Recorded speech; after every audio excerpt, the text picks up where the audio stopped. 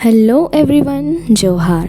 तो मैं हूँ आस्था और आप सबका फिर से मेरे चैनल में स्वागत है। जैसे कि आप सब ने थंबनेल तो देख लिया होगा, तो ये वीडियो एक ऐसे स्टोरी पे है जो कि सतयुग में हुई एक सच्चे घटना पे बताई गई है, जिसमें कि 7 भाइयों ने कैसे अपनी बहन को काट कर खा लिया था।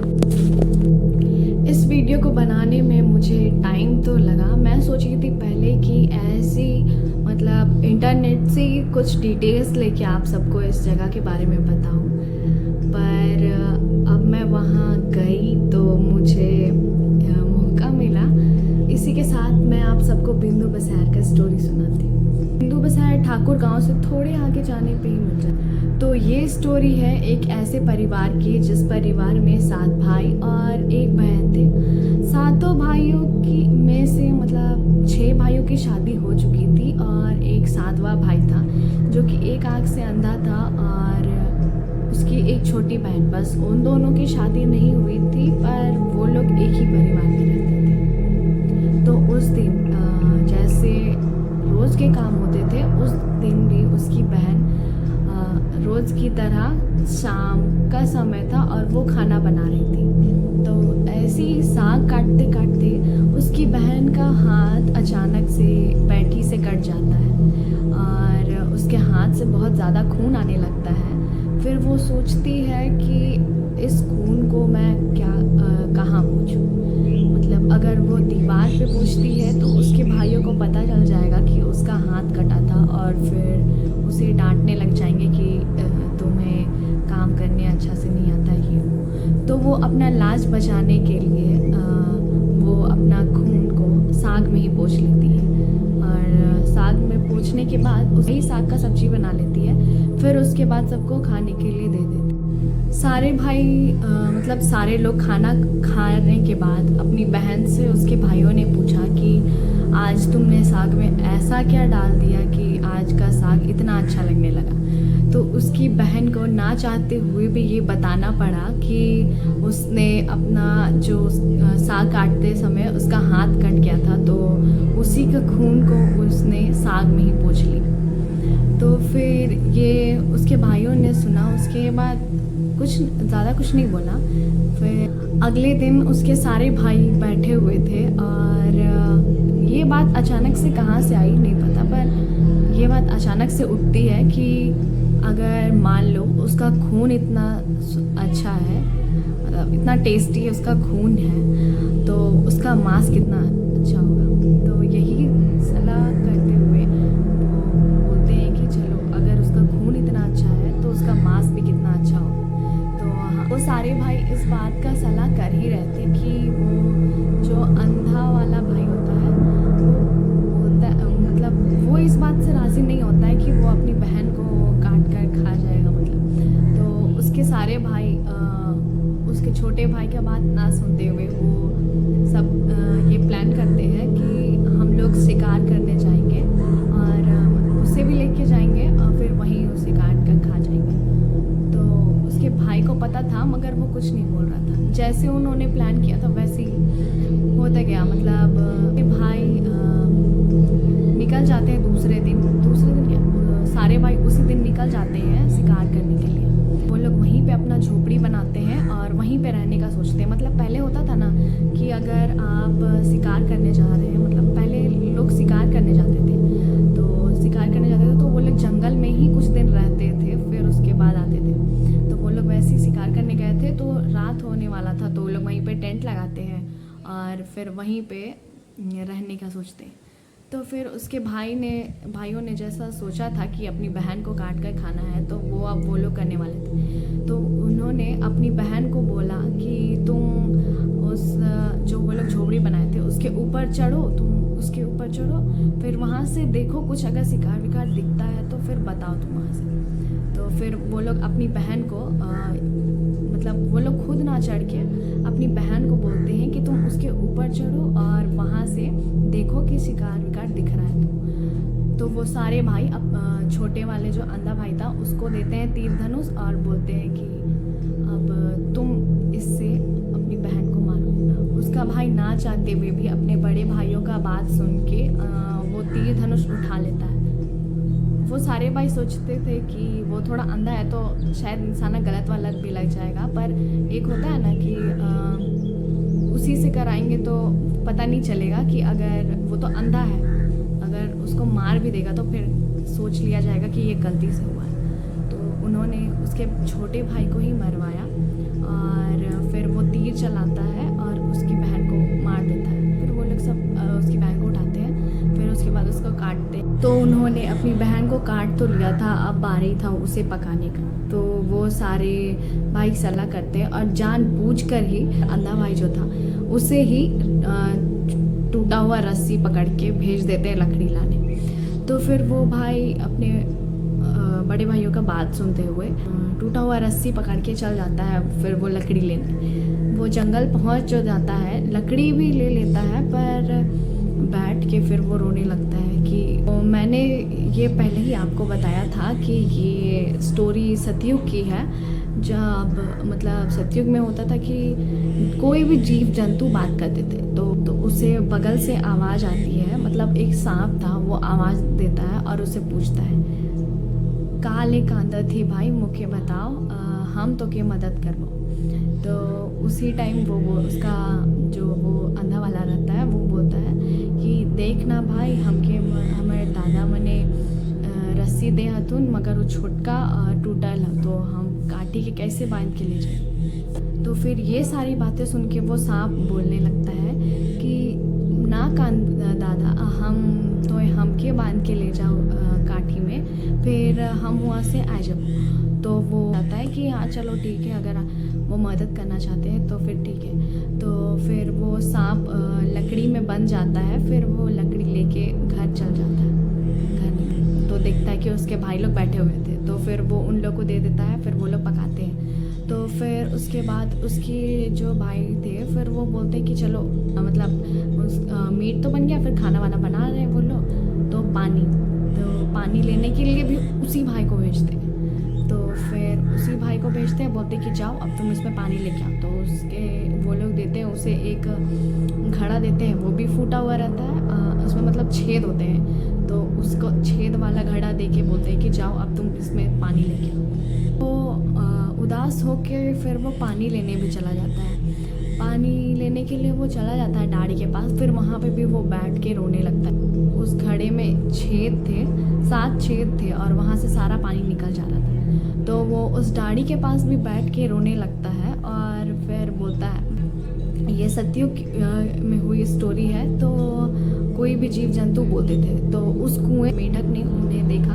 कि वो रो रहा था, तो उन सब सारे ने पूछा उससे कि का हलो भाई, का ले कांदा थी, बताओ हमिन कुछ हो सकता तो हमिन कह दे।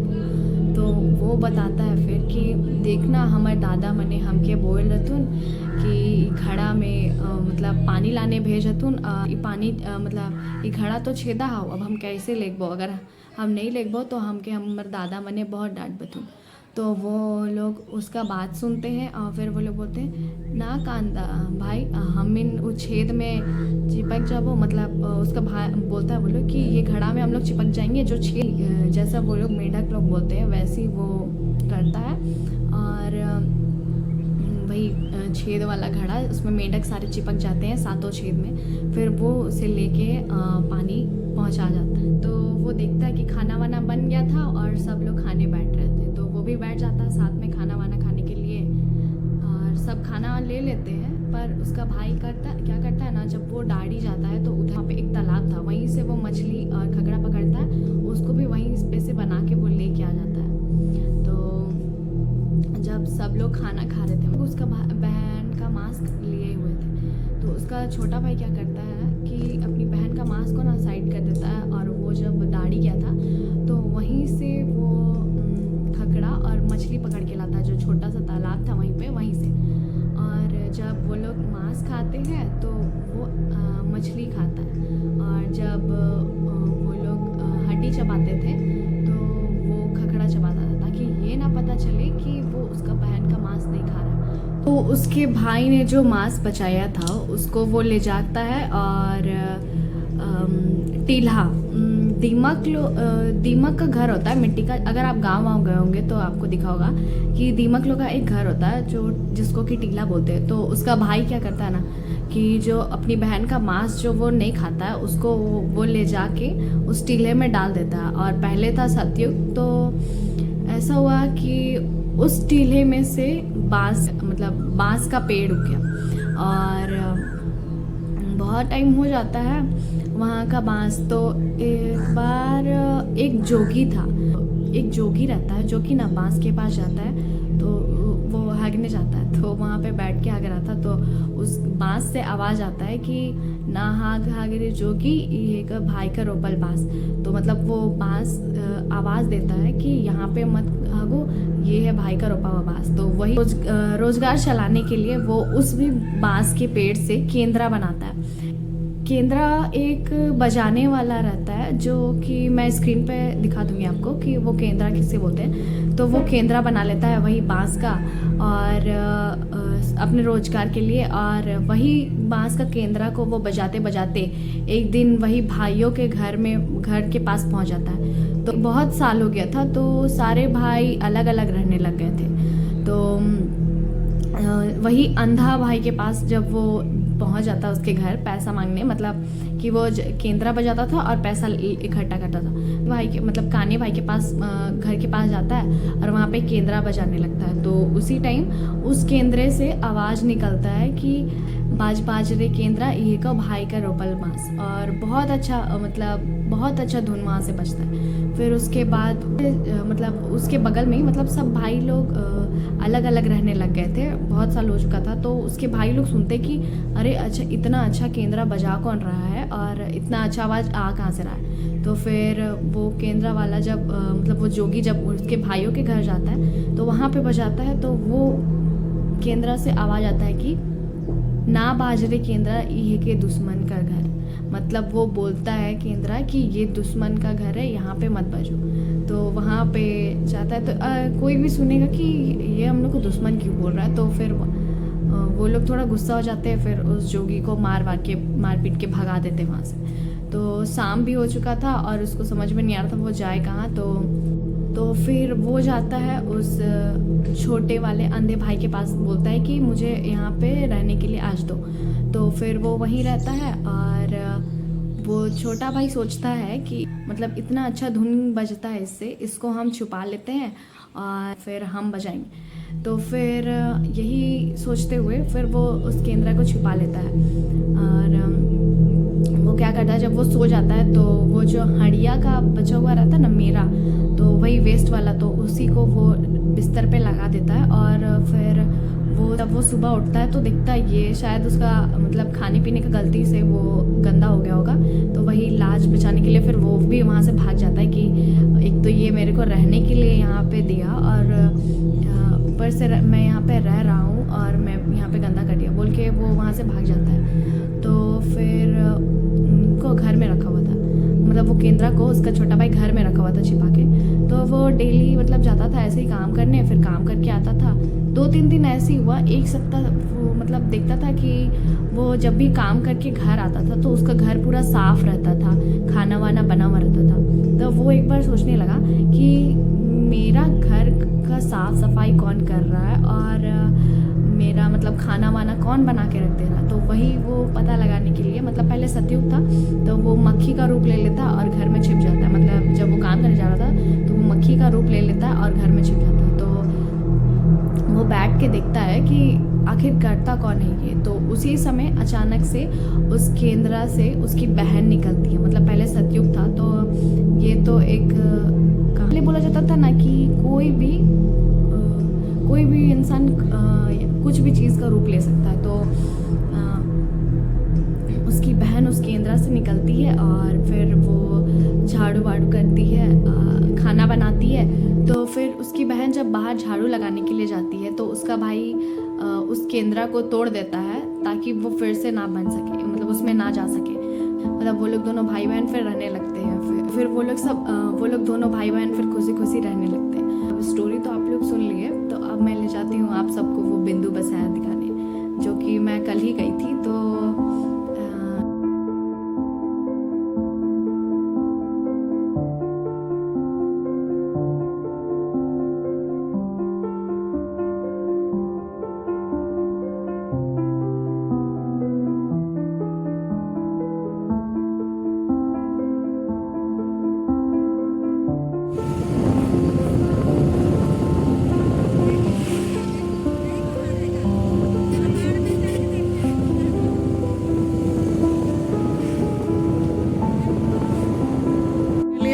आ चुके हैं। तो ये है वो बिंदु बसैर का जगह जो कि रोड के सामने ही है जस्ट। तो अभी आप लोग को हम दिखाते हैं जहाँ के। तो हम लोग बिंदु बसैर आ चुके हैं और अब आप लोग को दिखाते हैं बिंदु बसैर।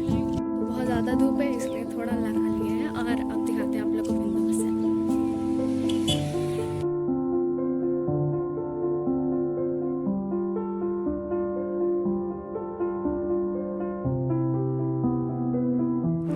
तो ये है वो बिंदु बसैर का बांस जिसके बारे में मैंने आप सबको बताया था।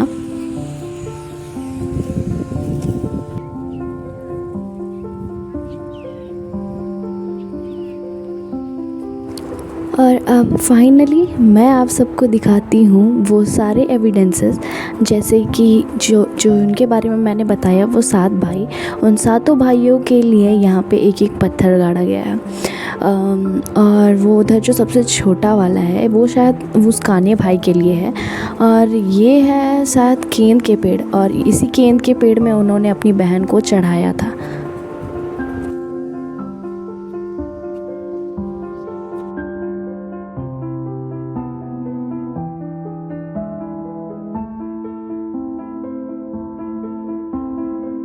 और यहाँ पे उसकी बहन को भी जगह दिया गया है। मतलब वो, अब मैं दिखाती हूँ वही टीला जिसमें कि उसके भाई ने उसकी बहन का मांस गाड़ा था और वो अब वहाँ पे बांस उग गया है। तो ये है वो टीला और उसके लिए वो वहाँ पे है पत्थर। शायद यहाँ पे पूजा वगैरह भी होती है। और अब मैं ले चलती हूँ आप लोग को उस डाड़ी के पास। तो ये है वो छोटा सा तालाब था यहाँ पे जो कि कुछ इस तरह दिखता था, पर हम लोग कल गए थे तो बहुत ज़्यादा गर्मी था तो पूरा सूख चुका था। और ये भी है यही है वो कुआं, पर ये भी सूख चुका है जो कि पहले ऐसा दिखता था। बहुत ज़्यादा गर्मी की वजह से ये दोनों अब सूख चुके हैं। शायद बारिश हो गए तो फिर ये सब फिर भर जाएंगे। तो हम लोग थे यहाँ पे और इसी के साथ मैंने आप सबको यहाँ के सारे एविडेंसेस दिखाए हैं। तो अब मैं इस वीडियो को ख़त्म करना चाहती हूँ। आप सब इसी तरह मुझे सपोर्ट करते रहे और thank you for watching this video. अगर आपको ये वीडियो अच्छा लगा हो तो लाइक, कमेंट और शेयर ज़रूर करिएगा। तब तक के लिए बाय।